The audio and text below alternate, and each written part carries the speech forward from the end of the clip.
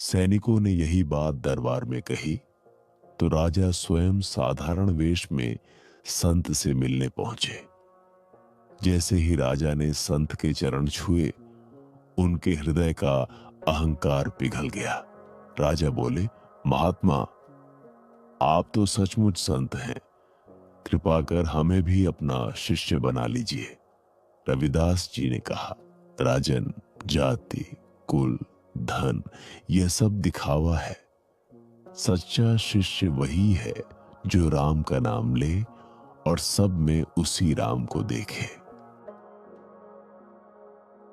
भाइयों और बहनों, कलयुग का यह समय है जहां मनुष्य धन, मान और मोह के पीछे भागता है, लेकिन सच्चा सुख कहां है, यह सब भूल गया है। इसीलिए आज मैं आपको एक ऐसी कथा सुनाने जा रहा हूं जो आपके हृदय को छू लेगी, आपके भीतर के अंधकार को मिटा देगी और आपको यह एहसास कराएगी कि भगवान केवल सोने चांदी के महलों में नहीं, बल्कि एक साधारण जूता सीने वाले के घर में भी निवास करते हैं। हाँ, मैं बात कर रहा हूं संत शिरोमणि संत रविदास जी की, जिनका जीवन अपने आप में एक गाथा है। कहा जाता है कि वाराणसी के सीर गोवर्धनपुर गांव में एक गरीब चर्मकार परिवार में एक बालक ने जन्म लिया। उस समय लोग जाति के नाम पर ऊंच नीच का भेद करते थे। वही बालक थे रविदास। बचपन से ही उनका स्वभाव अलौकिक था। माँ बाप जूते बनाने का काम करते और वही काम धीरे धीरे रविदास जी ने भी सीखा, लेकिन उनके मन में बचपन से ही ईश्वर भक्ति की लौ जल रही थी। लोग कहते हैं जब वह छोटे थे तभी वे मिट्टी के खिलौनों से खेलते खेलते भगवान राम सीता की मूर्ति बनाकर पूजा करने लग जाते। और कई बार तो ऐसा होता कि खेल खेल में ही भक्ति में इतने डूब जाते कि उन्हें संसार की सुध बुद्धि नहीं रहती। धीरे धीरे समय बीता, लोग उन्हें गरीब समझते, लेकिन उस गरीब के भीतर एक संत पल रहा था। वह कहते थे, मन चंगा तो कठौती में गंगा। उनका विश्वास था कि यदि मन निर्मल है तो साधारण पात्र में रखा जल भी गंगा के समान पवित्र हो सकता है। यही वचन आगे चलकर इतिहास में अमर हो गया। एक दिन गांव के कुछ लोग उनके घर आए और बोले, रविदास, तुम तो चमार हो, तुम भगवान का भजन कैसे कर सकते हो?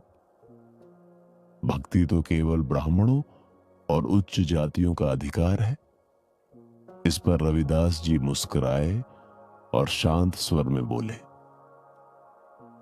भाई, भगवान ने कहां लिखा है कि वह केवल ब्राह्मणों के हैं?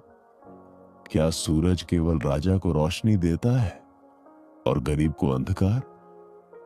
क्या वर्षा केवल महलों पर होती है और झोपड़ियों को छोड़ देती है? नहीं, प्रभु सबके हैं। जो सच्चे मन से पुकारे वही उनका प्यारा है। यह सुनकर लोग स्तब्ध रह गए। उनकी ख्याति धीरे धीरे बढ़ने लगी। राजा महाराजा भी उनके प्रभाव में आने लगे। एक बार बनारस का राजा उनके पास आया और बोला, गुरुदेव, आप इतने गरीब होकर भी हमेशा मुस्कुराते रहते हैं, ये कैसे संभव है? रविदास जी ने कहा, राजन, मैं गरीब जरूर हूं, पर मेरे पास भगवान का नाम है। यह नाम ही सबसे बड़ा खजाना है। सोना चांदी खत्म हो सकता है, लेकिन प्रभु का नाम कभी नहीं मिटता।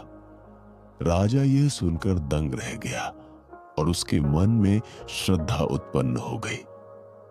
संत रविदास जी की भक्ति केवल शब्दों तक सीमित नहीं थी। वह स्वयं अपने कर्मों से उदाहरण प्रस्तुत करते। एक दिन की बात है, वह अपने घर में जूता सी रहे थे। तभी एक साधु उनके द्वार पर आया और जल मांगा। उस समय उनके पास केवल एक कठौती में जल रखा था, जिसमें चमड़े का काम करते हुए हाथ धोए थे। लोग देखते तो कहते कि यह जल अशुद्ध है, लेकिन संत रविदास ने उसी जल को श्रद्धा से साधु को पिलाया और कहा, भाई, इस जल में मेरा सच्चा मन है। मेरा विश्वास है कि यह गंगा के समान पवित्र है। साधु ने जल पी लिया और उसके चेहरे पर अलौकिक तेज प्रकट हुआ। तभी से यह वचन अमर हो गया, मन चंगा तो कठौती में गंगा। धीरे धीरे उनकी ख्याति दूर दूर तक फैलने लगी। चित्तौड़ की रानी मीराबाई तो उनकी शिष्या बन गई।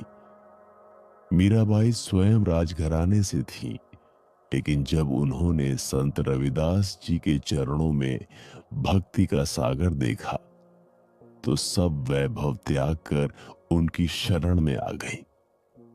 कहते हैं एक बार दरबार में मीरा के गुरु के बारे में प्रश्न हुआ।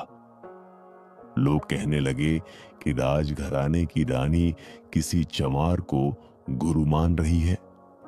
लेकिन जब मीरा ने दृढ़ स्वर में कहा, मेरे गुरु जगत गुरु रविदास हैं और वही मेरे जीवन का मार्गदर्शन करेंगे, तो सारा दरबार मौन हो गया। ये घटना समाज को झकझोर देने वाली थी। राजा महाराजाओं के अलावा साधारण लोग भी उन्हें पूजने लगे। उनके शब्दों में इतनी शक्ति थी कि पत्थर भी पिघल जाए। एक बार कुछ पंडितों ने उनकी परीक्षा लेनी चाहिए। वे बोले, रविदास, तुम भजन करते हो, लेकिन तुम्हारा जन्म तो चमार के घर हुआ है। तुम्हारी पूजा कैसे स्वीकार होगी? तब संत रविदास जी ने शांत स्वर में कहा, भक्ति को जन्म की आवश्यकता नहीं होती।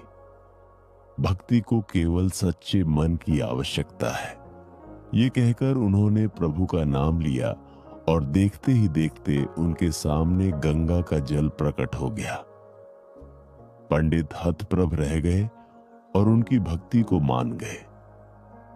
उनकी कथा केवल भक्ति तक सीमित नहीं थी, वे समाज सुधारक भी थे।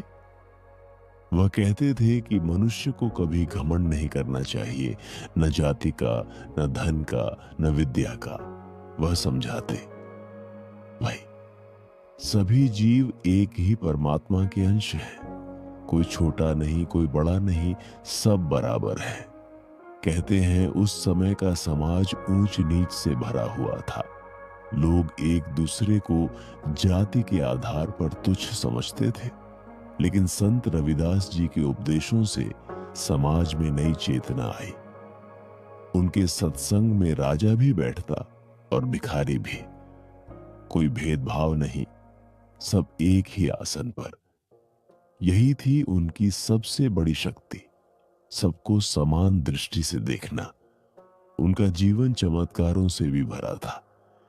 एक बार एक राजा ने उन्हें अपने महल बुलाया।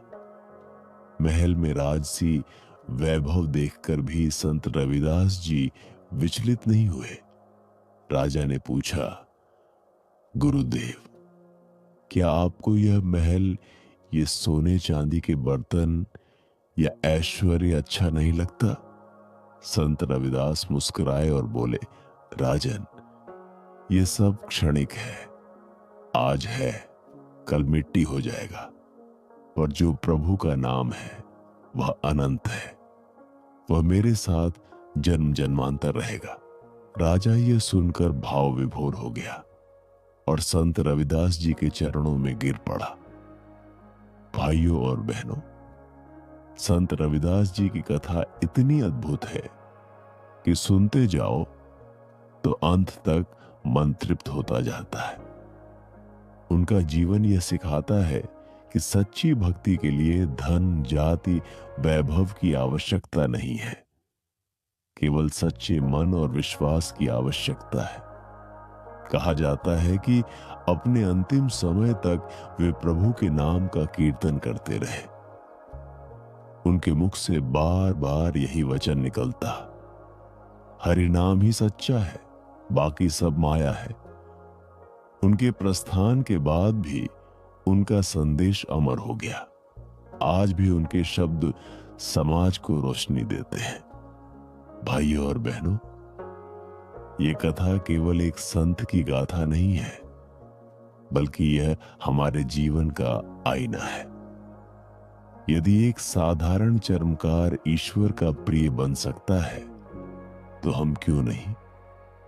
इसलिए संत रविदास जी की यह वाणी आज भी हमें प्रेरणा देती है कि अजाति जाति में जाती है, जो केतन के पात रविदास मनुष्य न जुड़ सके जब तक जाति न जात।